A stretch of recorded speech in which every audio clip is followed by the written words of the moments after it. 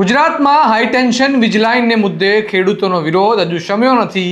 છેલ્લા ઘણા મહિનાઓથી રાજ્યના વિવિધ જિલ્લાઓમાં ખેડૂતો પોતાની જમીન, વળતર અને અધિકારોને લઈને સરકાર અને વીજ કંપનીઓને સામે આંદોલન કરી રહ્યા છે। પરંતુ આ સમગ્ર આંદોલન દરમિયાન સૌથી વધુ ચર્ચા એક સવાલને લઈને થઈ રહી છે કે આખરે ખેડૂત આંદોલનમાં ગદ્દારી કોણે કરી? કારણ કે મોરબીથી શરૂ થયેલી કિસાન અધિકાર યાત્રા જે ગાંધીનગર સુધી પહોંચવાની હતી તે અમદાવાદ પહોંચતા જ બે ભાગમાં વેચાઈ ગઈ હતી અને આ ઘટનાએ સમગ્ર રાજ્યમાં ભારે ચર્ચા જગાવી હતી। હવે ફરી એકવાર ખેડૂત નેતા પાલ આંબલિયા અને તેમના સાથીઓએ કચ્છના વ્રજવાણીથી દ્વારકા સુધી નવી પગપાળા ખેડૂત અધિકાર યાત્રા શરૂ કરી છે। આખરે શું છે સમગ્ર મામલો? આવો વિગતે વાત કરીએ આ અહેવાલમાં।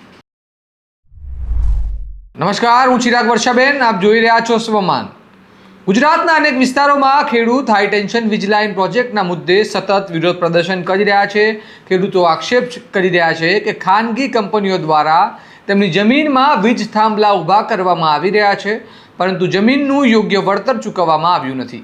ખેડૂતોનું કહેવું છે કે વળતર અને કાયદાકીય પ્રક્રિયા પૂર્ણ કર્યા વિના જ કામગીરી શરૂ કરવામાં આવી રહી છે। આ સમગ્ર મુદ્દાની શરૂઆત કચ્છ જિલ્લાના કેટલાક ગામોથી થઈ હતી। વાંઢિયા અને લોડાઈ સહિતના ગામોમાં ખેડૂતો લાંબા સમય સુધી વિરોધ પર બેઠા હતા। ખેડૂતોએ હાઈવે ચક્કાજામ જેવા કાર્યક્રમો પણ આપ્યા હતા અને કેટલાક સમય માટે કામગીરી અટકાવવામાં પણ સફળતા મેળવી હતી। જોકે હવે ફરીથી કામગીરી શરૂ થઈ હોવાનું સામે આવી રહ્યું છે અને સ્થાનિક ખેડૂતો ફરી આંદોલનની તૈયારી કરી રહી હોવાની ચર્ચા છે। આ દરમિયાન મોરબી જિલ્લામાં ખેડૂત સંઘર્ષ સમિતિ અને વિવિધ ખેડૂત સંગઠનો દ્વારા 15 જૂને ગાંધીનગર સુધી ટ્રેક્ટર રેલીનું આયોજન કરવામાં આવ્યું હતું।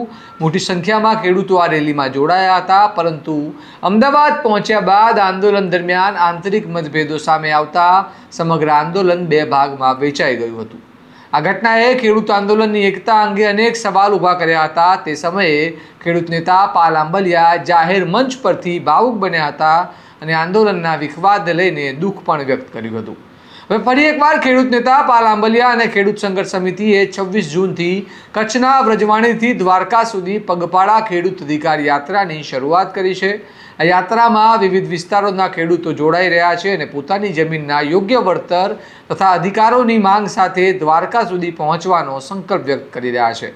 ખેડૂતોનું કહેવું છે કે જો સરકાર તેમની રજૂઆતો સાંભળવા તૈયાર નથી તો તેઓ ભગવાન દ્વારકાધીશ સમક્ષ પોતાની વ્યથા રજૂ કરશે। ખેડૂતોનો આક્ષેપ છે કે અનેક રજૂઆતો, વિરોધ પ્રદર્શન, ધારાસભ્યો સાથેની બેઠકો અને વિવિધ પ્રયાસો છતાં હજુ સુધી તેમની માંગણીઓનો સંતોષકારક ઉકેલ આવ્યો નથી। પરંતુ અહીં સૌથી મોટો પ્રશ્ન એ છે કે જો રાજ્યભરમાં સતત ખેડૂત વિરોધ કરી રહ્યા છે તો સરકાર અને કંપનીઓ વચ્ચે સંવાદની પ્રક્રિયા વધુ મજબૂત કેમ નથી બનતી? શું ખેડૂતોને યોગ્ય વળતર અને પારદર્શક પ્રક્રિયા સાથે વિશ્વાસમાં લેવામાં આવી રહ્યા છે? અને સૌથી મહત્વની વાત એ છે કે શું આ નવા તબક્કાનું આંદોલન ખેડૂતોને કોઈ પરિણામ અપાવી શકશે? હાલ સૌની નજર કચ્છના વ્રજવાણીથી શરૂ થયેલી આ પગપાળા ખેડૂત અધિકાર યાત્રા પર ટકેલી છે।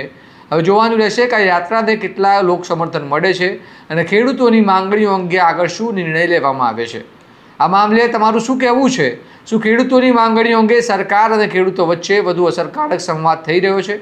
અમને કમેન્ટમાં જરૂર જણાવો અને આવા જ વિશ્લેષણાત્મક અહેવાલો માટે તમારા સ્વમાનને લાઇક, શેર અને સબસ્ક્રાઇબ કરવાનું ભૂલતા નહીં। નમસ્કાર।